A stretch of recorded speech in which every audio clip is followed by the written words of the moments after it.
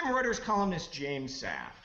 Though the Federal Reserve and Ben Bernanke did their best to try to ensure the markets a Merry Christmas, Speaker Boehner and President Obama are doing a kind of Double Grinch act, with a real possibility that we don't get a deal on the fiscal cliff by Christmas.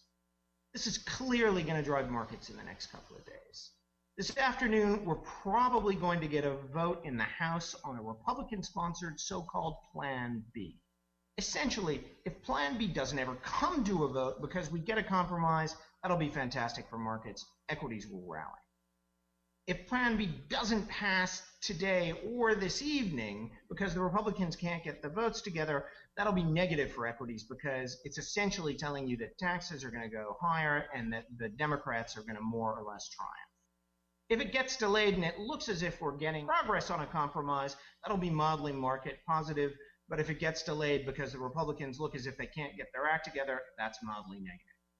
Longer term, going out towards the new year, we essentially have three scenarios. A grand bargain, fantastic for risk markets. No deal, fantastic for bonds.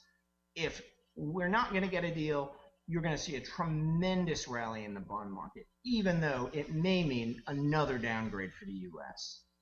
One, it's recession positive, and two, anything that makes the U.S. a worse credit perversely makes people more eager to hold safe debt. And frankly, with the world the way it is, U.S. debt is as safe as it comes, even if it gets worse.